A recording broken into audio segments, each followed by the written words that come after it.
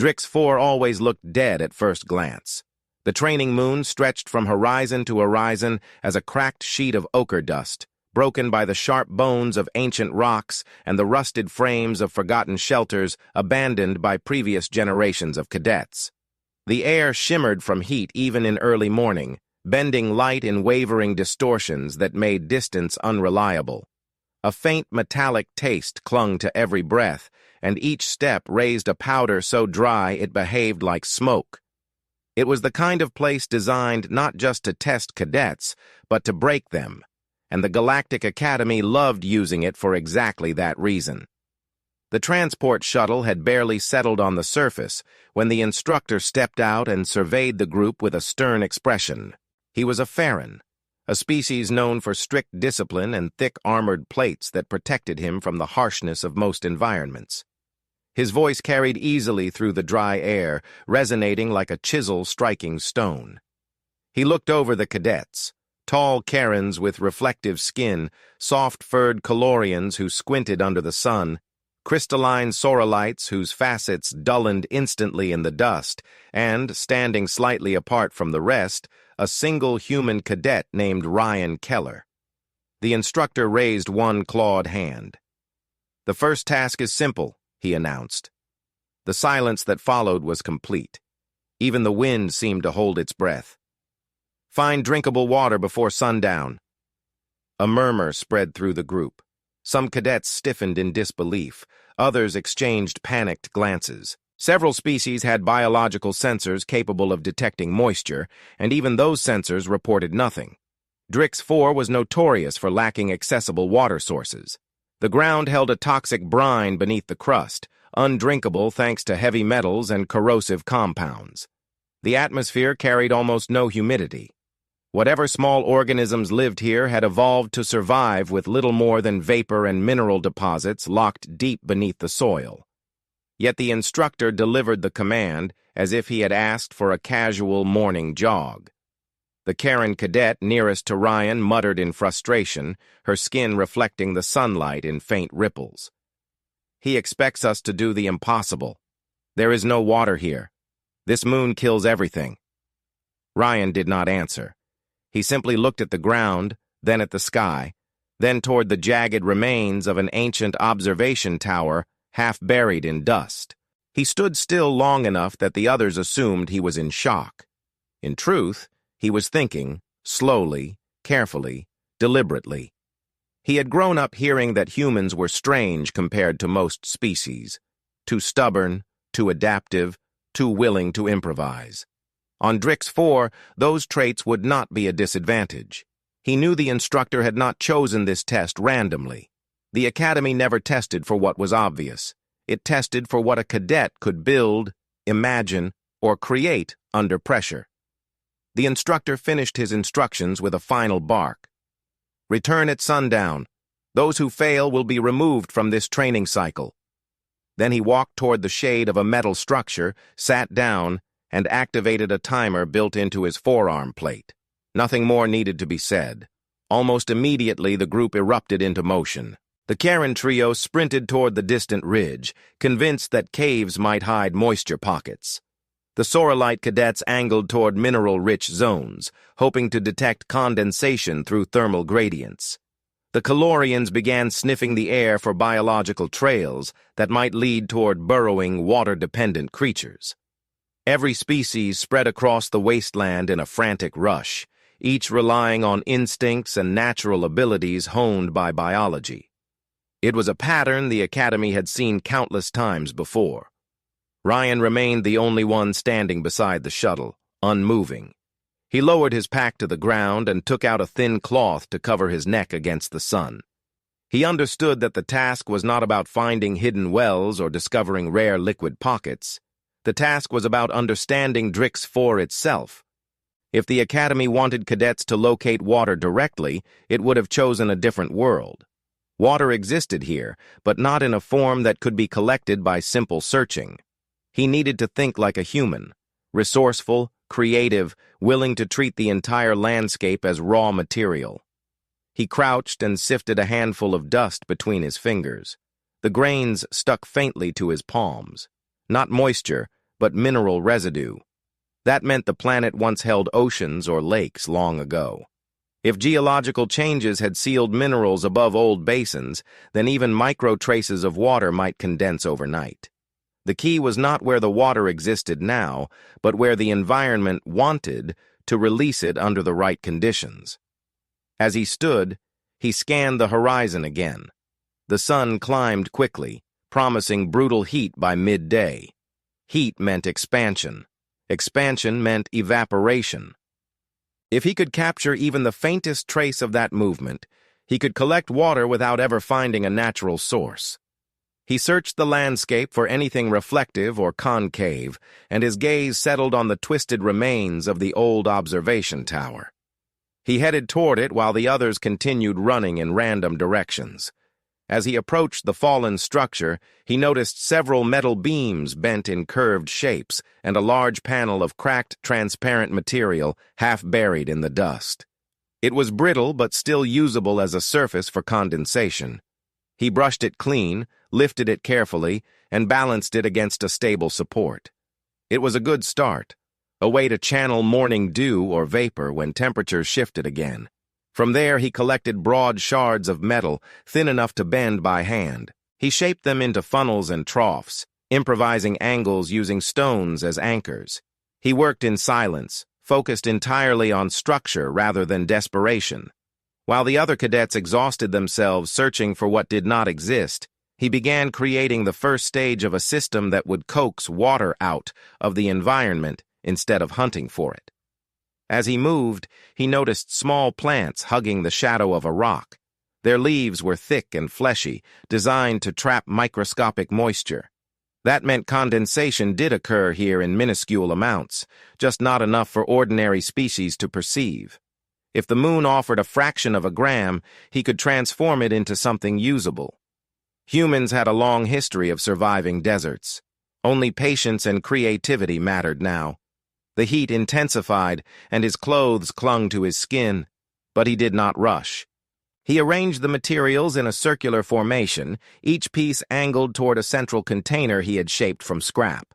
He had no illusions. It would not produce much water immediately, but the task extended until sundown, and the sun would eventually drop. When that happened, the temperature shift would release what the heat had stored. By midday, distant silhouettes of other cadets dragged themselves across the plain, disappointed and confused. Some yelled in frustration when moisture scanners failed repeatedly.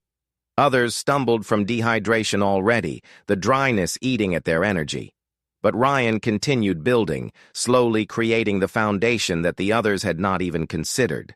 When the instructor finally noticed the structure rising near the shuttle, he stared for several long seconds. He did not speak, but his expression shifted subtly, as if he had been waiting to see whether any cadet would choose ingenuity over instinct.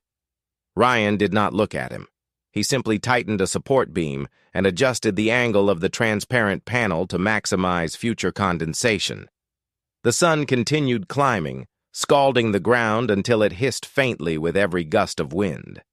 Ryan wiped his forehead, exhaled steadily, and checked the position of each piece of his design. Nothing about the environment had changed, yet everything was now different. Drix 4 had not become kinder, but it had become understandable.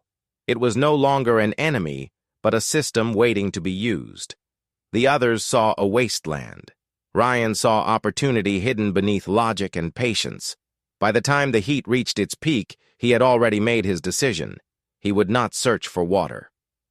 He would build the conditions that forced the environment to release it. And this was only the beginning. By early afternoon, the temperature on Drix 4 rose high enough to turn the horizon into a wavering sheet of liquid distortions. The sun stood in a merciless arc overhead, bleaching the sky into a pale yellow that made distance and depth hard to judge. Every breath tasted metallic, and every exhale dried instantly into the air. The cadets scattered around the landscape had slowed considerably, no longer sprinting or searching with the frantic energy of the morning. Heat had a way of silencing even the most determined spirit. Yet Ryan did not slow. He moved with quiet, deliberate precision, as if harsh sunlight only sharpened his focus. His initial construction, the rough foundation of condensation collectors, stood steadily near the shuttle, casting jagged shadows across the dust. Instead of admiring it or second-guessing it, he immediately shifted his attention to the next step. The collectors would work best at dusk, when temperature began to fall. Until then, he needed additional systems that did not rely on atmospheric moisture alone. He unzipped his pack and spread the contents across the ground. Thin metal wire, a compact survival knife, a folded thermal blanket, a few small containers, and a roll of transparent adhesive designed to patch cracks in helmets.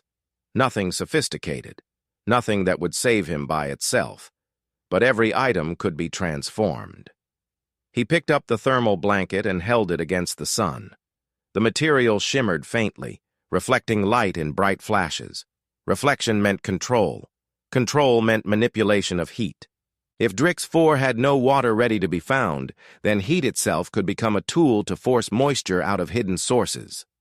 He folded the blanket into a smaller square, then cut one edge into strips. From the metal scraps he had gathered earlier, he bent additional supports, creating a simple but effective frame.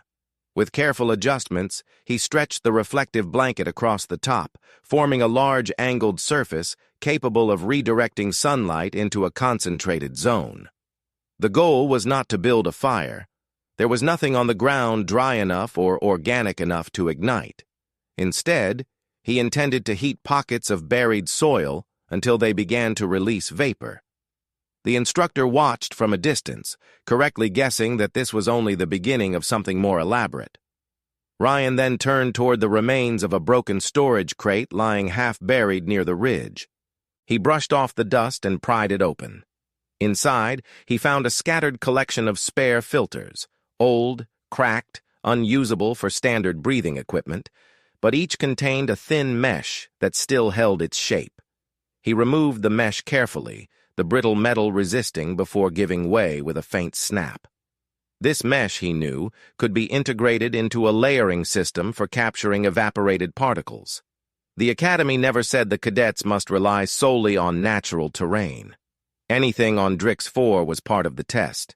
If the environment offered scrap metal, crystal panels, elastic wiring, or forgotten equipment, then those materials were part of the world's resources. He carried the mesh back to his working area and placed it beside the angled reflector. The structure was beginning to look less like a survival attempt and more like the early skeleton of a machine. He had always been good at construction, not because he had been trained extensively, but because he had grown up building things in places where resources were often limited. Humans had a long culture of improvisation. Desert dwellers shaping shelters from tents and bones, islanders constructing fishing traps from driftwood and woven fibers, explorers turning ruins into temporary living spaces. Ryan felt connected to that history as he worked, his motions steady and sure.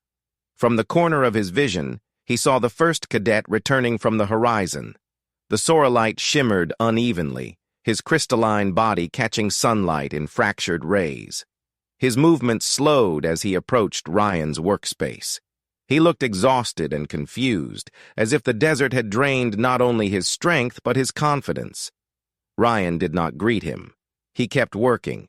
The sorrelite watched for several seconds, trying to understand the purpose of the strange construction, but without context, it looked like nonsense, an arrangement of scraps and debris shaped by someone who refused to accept the moon's reality. The sorrelite eventually sat down, still staring.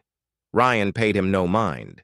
He moved to the base of his structure and began digging a shallow pit with the survival knife. The soil resisted at first, hardened into a crust by years of exposure, but eventually broke apart in brittle chunks. He dug until the pit was large enough to hold a layer of small rocks. He filled it halfway, then added the mesh above the rocks, creating a barrier where condensed vapor could gather before dripping into a container. This was only one component. The system was still incomplete, but it represented a direction, a plan, a solution. As he worked, he noticed how the wind changed angles throughout the day, shifting direction steadily as the sun moved. He studied this pattern with quiet fascination, watching dust swirl in different arcs. If wind behaved predictably enough, he could use it to cool certain parts of the system while heating others. Heat on one side, cooling on the other. Together, they created a circulation pattern that encouraged water vapor to migrate. Ryan adjusted the position of several panels to account for this natural flow, tilting them until shadow and sunlight worked in harmony with the wind. Behind him, the instructor stood up and walked closer. His heavy boots sank slightly into the dust with each step. The Farron was not a species that showed emotions easily. His thick-plated exterior gave him an expression of permanent severity, but his eyes tracked every detail of Ryan's design. He did not speak, did not interrupt, did not offer hints or warnings. He simply observed. Ryan continued layering components. Shards of transparent crystal aligned to form a crude cover, thin tubes made from flexible root fibers he had cut from the base of a dried shrub, a carefully angled funnel leading toward a darkened cavity beneath the rock layer. Each part came together with a sense of purpose. Each part would perform a small but necessary function. The system was growing into something larger, a collector that could operate even under brutal sunlight. It would absorb heat, direct it downward, force vapor upward, trap it, cool it, and release it as liquid. He was not expecting large quantities. A few drops were enough. A few drops meant progress. Progress meant survival. As the afternoon progressed, alien cadets began returning in clusters. Some dragged their feet, heads lowered in defeat. Others muttered in frustration, complaining that the moon had been designed deliberately to fail them. Several paused when they saw Ryan's construction, unsure whether to laugh or question him. The Karen cadet who had mocked him earlier stopped for a moment, shielding her reflective skin from the sun. She stared at the formation of panels, tubes, and pits, trying to understand the purpose behind it. Ryan did not acknowledge her.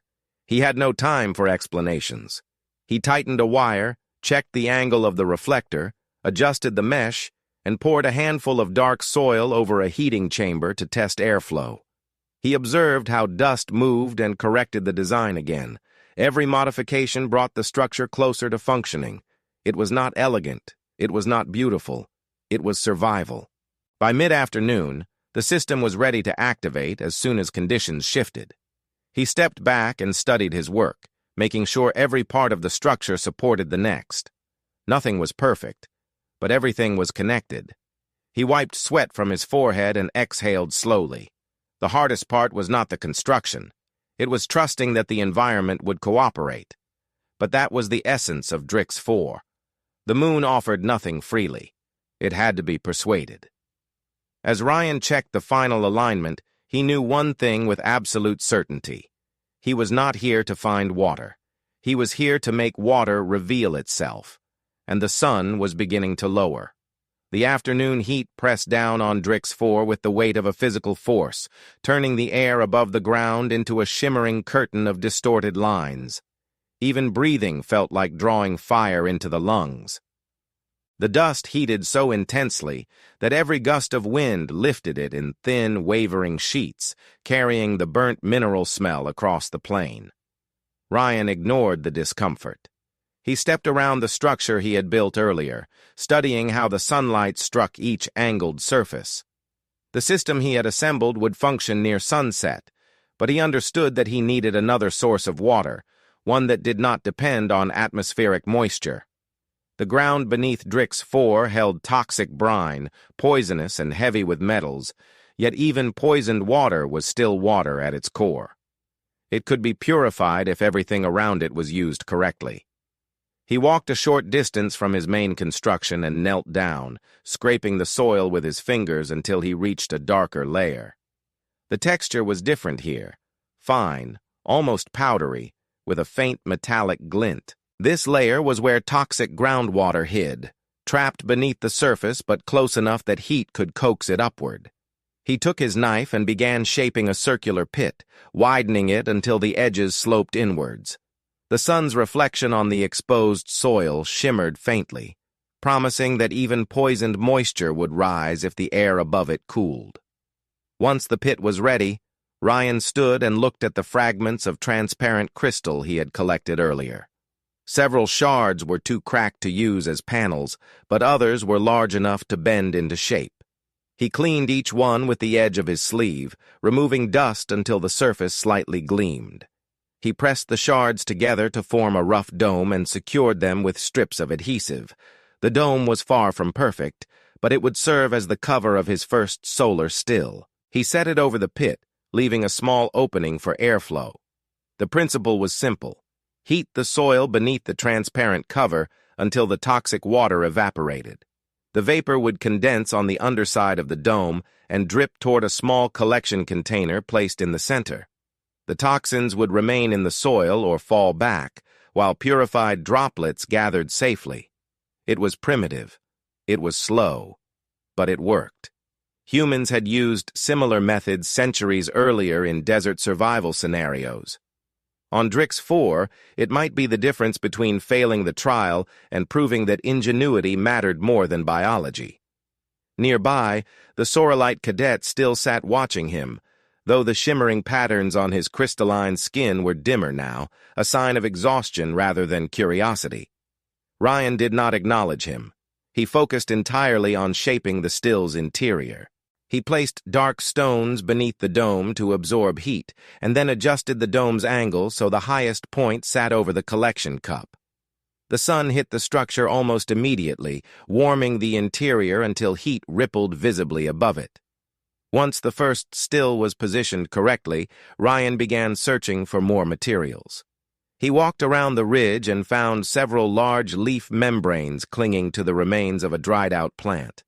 The membranes were translucent and tough, perfect for forming additional covers.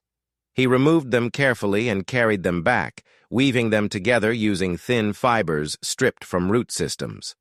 The result was another dome, more flexible than the crystal one, but equally effective at trapping vapor. He built the second still beside the first, and then a third, each slightly different in shape, but identical in purpose. The three pits formed a small triangle, positioned so the wind would pass over them evenly, encouraging airflow inside the covers. The arrangement looked deliberate, like a formation carved into the surface for some old ritual. In a sense, it was a ritual, of engineering, of improvisation, of survival. As he assembled the final still, faint condensation began to appear inside the first. Tiny droplets formed along the underside of the crystal panel, catching the sunlight in small flashes. Ryan leaned closer, careful not to touch the structure and disrupt the process. He watched the droplets merge, grow heavier, and slide down toward the center. When the first droplet fell into the cup, he did not smile or relax. He simply nodded once, acknowledging progress, and resumed adjusting the other stills. Far behind him, several alien cadets had gathered. Some stood with hands on their knees, breathing heavily.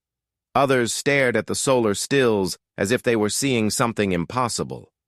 A Calorian with soft fur and narrow eyes squinted at the structures, trying to understand how water could appear in a place where no moisture existed. One Karen shook her head, muttering something about human stubbornness, though her voice held less mockery and more disbelief. The instructor approached slowly, stepping between the cadets until he stood a short distance from Ryan. His armor-like plates reflected the sun in dull glints. He did not ask questions. He did not interrupt. He merely observed the setup with the calm patience of someone who had witnessed dozens of trials, but rarely saw a cadet take this approach. The Farron's gaze moved from the condensation droplets to the layout of the pits, and then to the second dome warming under the sun. His expression did not reveal approval or disappointment, only measured interest. Ryan continued working, unaffected by the attention. He repositioned rocks beneath the second still, adjusting the heating chamber so more vapor would rise. He used part of the thermal blanket to increase the temperature beneath one side of the dome by directing focused sunlight into the pit. The effect was almost immediate. Thin streams of vapor began to collect on the membrane's underside, forming droplets that traveled downward in slow, trembling paths. The third still required more effort. The soil there was looser, which meant heat dispersed too quickly. Ryan dug deeper, removing several layers of dust until he reached a more compact section.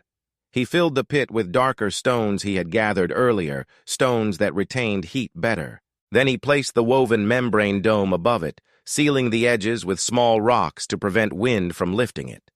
The sun struck the dome, and within minutes, the first faint traces of vapor appeared. When all three stills were active, Ryan stepped back.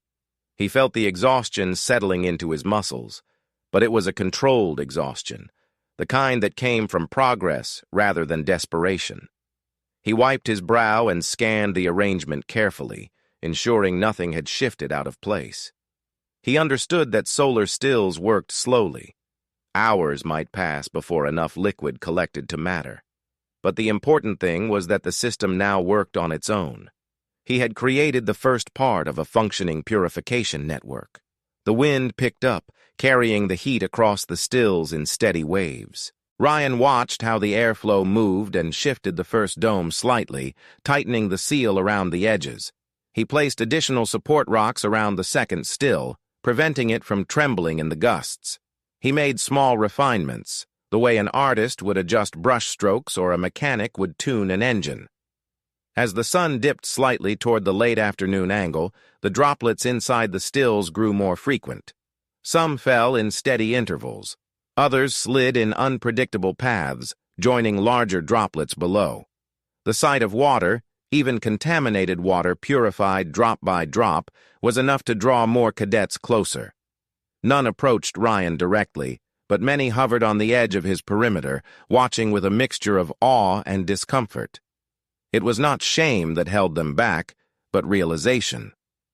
Every species here had come expecting strength, instincts, sensors, or natural traits to help them succeed. Ryan had come with one thing: method. The instructor finally spoke. His voice cut through the wind like a low, heavy strike. "You built all this since midday?"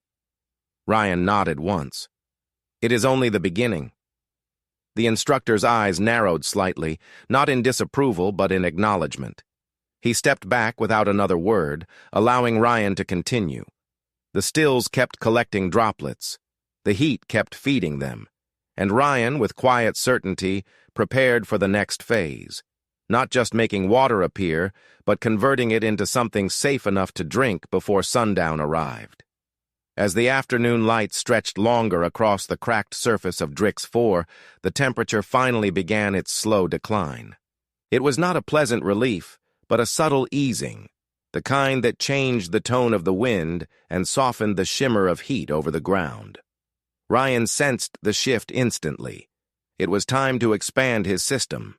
Creating droplets inside the solar stills was progress, but the water they produced was far from enough. He needed volume, reliability, and a method that would function even when temperature changes offered only minimal help. To do that, he had to build a purification line that could process whatever contaminated water he coaxed out of the moon. He returned to the pile of salvage he had collected earlier and sorted through the scraps, placing them into separate groups: reflective metals, porous stones, dense rocks, brittle containers, and anything that could serve as tubing. Among the debris was a bundle of hardened root segments he had collected from dried shrubs. Each segment was hollow inside, naturally shaped like a tube.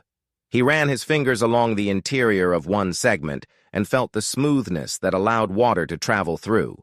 These roots would form the backbone of his gravity-fed purification system. The first stage required something simple yet essential: a filter bed. He walked toward a patch of darker soil and sifted through the surface until he found stones that had fractured into porous pieces. These would allow water to pass through while trapping some impurities. He filled a shallow trench with those stones, shaping the trench into a narrow channel. He moved quickly but methodically, aware that every minute brought the sun closer to the horizon. Next, he needed charcoal. Drix 4 lacked wood in the traditional sense, but the dried shrubs scattered across the terrain had enough carbon-rich interior to be transformed if heated properly. He broke several branches and placed them beneath a concave sheet of metal he had positioned earlier. Using sunlight reflected from a small angled panel, he concentrated enough heat to ignite the brittle material inside the hollow branches. Smoke rose in a thin ribbon as the organic matter burned slowly. Once the branches were fully blackened, he crushed the pieces into a dark mixture and poured them into a carved depression beside the porous stones. The charcoal would absorb heavy compounds and toxins, a crucial step before boiling. He connected the first trench to the charcoal layer using the hollow roots, securing them with adhesive and small wedges of stone. Now the water could travel from one stage to the next by gravity alone. He tested the line with a tiny amount of the still-produced water to ensure nothing leaked. Satisfied, he began working on the next segment of the purification chain. He shaped another trench and filled it with fine sand he had collected from a patch of eroded rock nearby. The sand formed a third filter, capable of catching smaller particles and stabilizing the flow. He placed more hollow roots along the trench edges, creating a path that led uphill toward the final purification zone. The incline would help slow the water's movement, giving each stage time to do its work. The line was not sleek or elegant, but it mirrored systems used by ancient human engineers who purified river water long before advanced filters existed. When the filtration layers were arranged, Ryan stepped back and scanned the area again. He needed a final step, boiling. Even the cleanest filtered water from Drix 4 still held microscopic toxins and heavy metals. He had to heat it, condense it, and collect the distilled output. The question was how. Fire was nearly impossible here. The shrubs were too dry and brittle to create lasting flames. But fire was unnecessary if sunlight could be controlled precisely. He returned to the bent sheet of metal he had found earlier and hammered it against a rock until it curved more dramatically. With enough curvature, the metal would act as a powerful reflector. He positioned it so it caught the sun's light and directed it toward a small metal cup placed inside a stone enclosure. He aligned 3 additional pieces of reflective scrap around the cup, shaping a concentrated heat pocket. When sunlight hit the enclosed space, the temperature rose immediately, so quickly he had to step back. The metal cup trembled slightly as the air inside began to warm. Ryan placed a small amount of filtered water in the cup and watched the surface ripple. The heat intensified, and within minutes, the first signs of boiling appeared. Small bubbles surfaced, followed by rapid bursts. Vapor rose from the cup in twisting strands. He held a piece of polished crystal above the steam, careful to keep his hand steady. The vapor condensed into droplets on the underside of the crystal. When a droplet grew large enough, it fell into a container placed beneath the crystal. Clear, purified water, distilled by nothing but sunlight and human engineering. He added supports around the reflector to stabilize it in shifting wind and continued refining the setup. He built a second boiling station a few steps away, using a different combination of metal shards to create a wider reflective surface. He realized that 2 stations working simultaneously would double his output and provide a safety margin if one station overheated or cooled too quickly. He angled the reflectors carefully, aligning them with the descending arc of the sun so that the heat would remain intense long enough to produce significant steam. Once the boiling stations were stable, Ryan connected the filtration line to the distillation setup. He created a sloped path for the filtered water to travel toward the boiling cups, using more hollow roots and small pieces of metal to guide the flow. When he tested the system, the water moved smoothly through each stage, dark at the beginning, clearer after the charcoal, nearly transparent after the sand, and ready for distillation at the final station. Alien cadets gathered again but kept their distance, unsure whether to approach. Many looked exhausted, their earlier confidence gone. The Calorian with soft fur stood closest, watching the boiling setup with wide eyes. She had never seen such a system created under these conditions. The Karen cadet who had mocked Ryan earlier stopped a few meters away. stunned by the sight of vapor rising from the reflective chambers. Her reflective skin glittered faintly as she shifted her weight, unable to find words. The instructor approached with slow, heavy steps. His gaze lingered on the filtration trenches, then on the boiling chambers, and finally on the small droplets collecting in the containers. His plated face did not reveal emotion, but the prolonged silence spoke for him. He was witnessing something rare, a cadet who did not treat Drix 4 as an obstacle, but as a puzzle. Ryan paid no attention to the watching crowd. He moved quickly along the purification line, tightening seals, adjusting angles, and adding more stones to stabilize airflow. Every part of the system had to function in harmony. He refined the charcoal bed, removed debris caught in the sand trench, and reinforced the hollow roots with adhesive so the water pressure would not force them out of alignment. He handled each piece with the calm focus of someone who had done this not once, but 1,000 times in his mind, long before the trial began.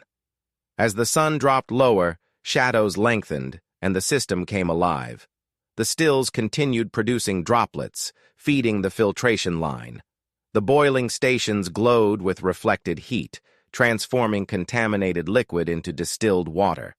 The containers filled slowly, one drop at a time, but consistently. The process ran like a machine pieced together under impossible conditions by someone who refused to give up. The wind cooled further, and the temperature shift strengthened the condensation process.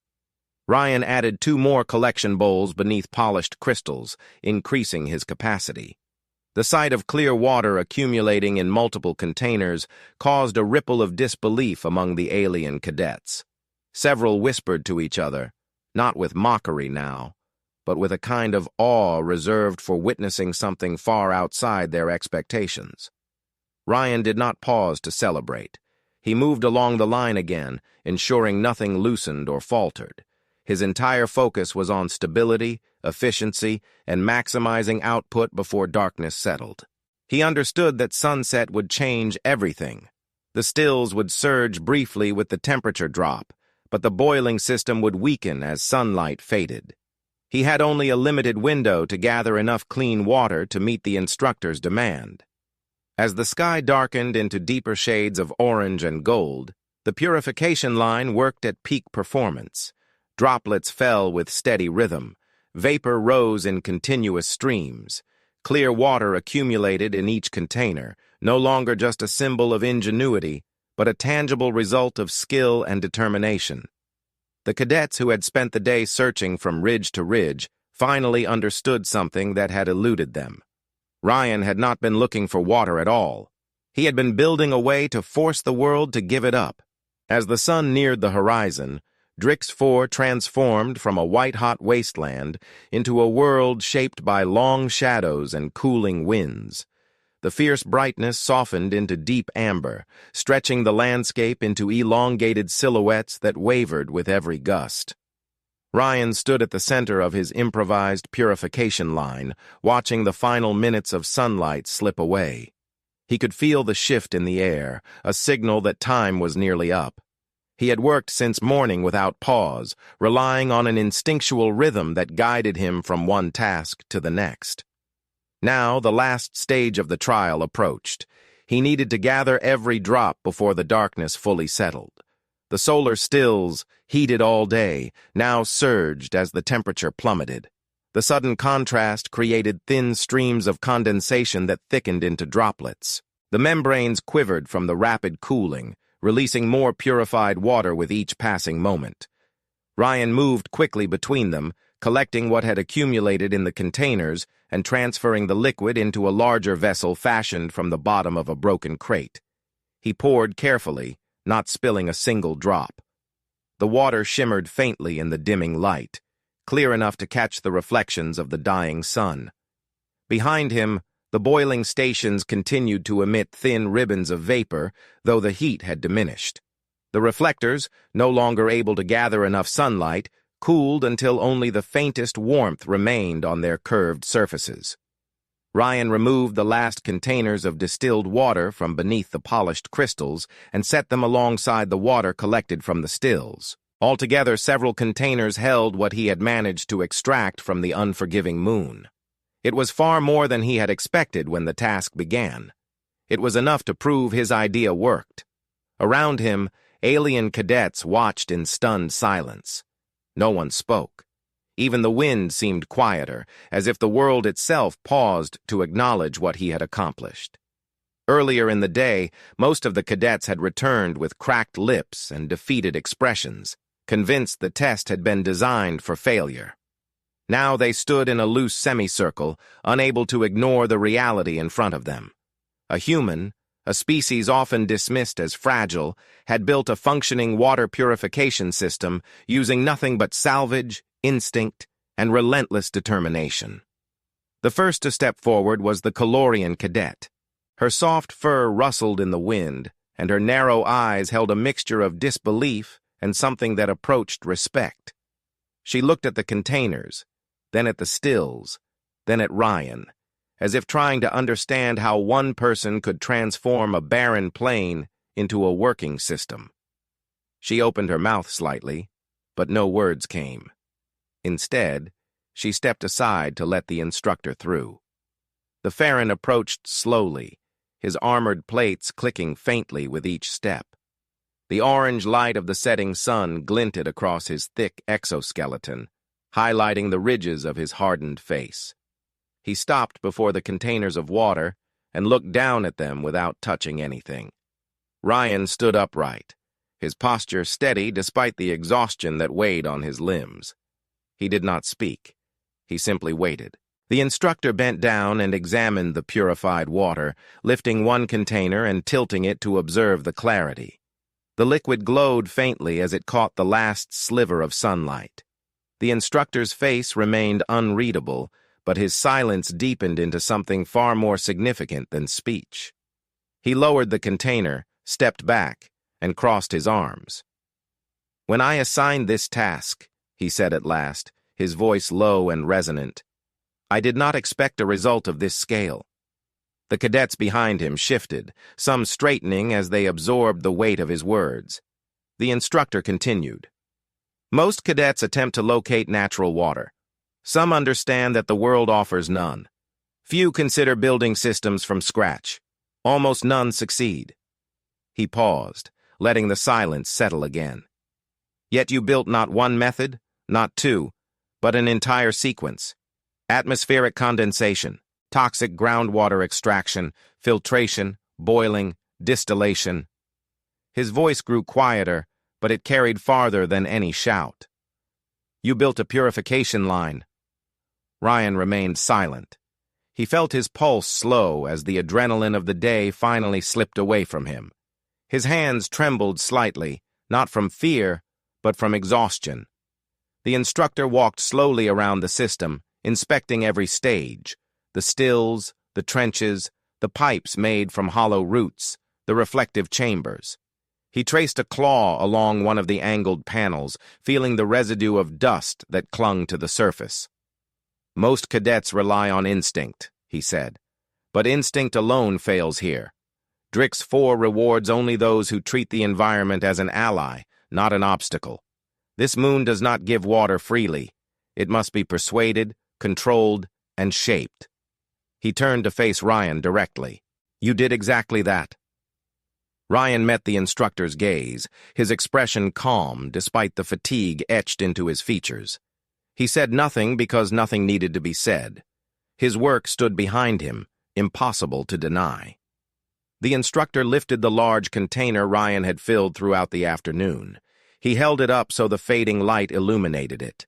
The cadet's eyes widened as they saw how much water he had gathered. It was not a single cup or a small handful. It was enough to fill several canteens, enough to prove that no part of the task had been luck. The instructor lowered the container and turned to the watching cadets. "Observe this result. Remember it. Many of you looked to your biology for solutions. He looked to structure. You searched for water. He created it." The wind swept across the plain again, carrying dust in soft swirls. For the first time since the trial began, the air felt less oppressive. The instructor faced Ryan once more. "You pass with the highest score recorded for this trial," he said. "Not because you found water, but because you built a method to produce it. Any world can deny you a resource. Intelligence creates it anew." Ryan let out a slow breath, his shoulders easing as the weight of the day finally released him. The accomplishment did not feel like triumph. It felt like resolution. A quiet confirmation that preparation, patience, and ingenuity mattered more than raw strength or natural advantage. He had not outperformed the others because he was stronger. He had succeeded because he understood that survival came from building systems, not from waiting for miracles. The instructor motioned for him to gather his equipment. "This exercise ends now. Darkness approaches. Return to the shuttle when you are ready." Ryan nodded and began dismantling part of his setup, collecting only what could be reused or cleaned. The stills and trenches would remain on Drix 4, slowly filling with dust until nothing of his work was visible. But the system had served its purpose. It had demonstrated that even a hostile world could yield water when approached with creativity and discipline. One by one, the alien cadets stepped aside as he walked past them toward the shuttle. None mocked him now. Some nodded in quiet acknowledgement. Others looked at him with the kind of respect born from witnessing something unexpected and extraordinary. He did not react. He was too tired. And besides, the recognition meant less to him than the knowledge that he had completed the task with integrity. As the last rays of sunlight faded and Drix 4 sank into its cold night, Ryan took his seat inside the shuttle. The engines hummed softly, preparing for departure. He glanced once more at the landscape through the open door. The barren world stretched endlessly, but somewhere beneath its harsh exterior, small droplets still clung to the insides of the structures he had built. The moon would reclaim everything, but the lesson would remain. He closed his eyes, allowing the exhaustion to settle fully into his body. He had turned a dead world into a working system. He had proved that survival was not about discovering resources, but about creating pathways through the impossible. For him, the trial was over. But the skill he demonstrated, resourcefulness born from discipline, would follow him through every challenge ahead. And Drix 4, harsh as it was, had become the place where he showed exactly what a human could do.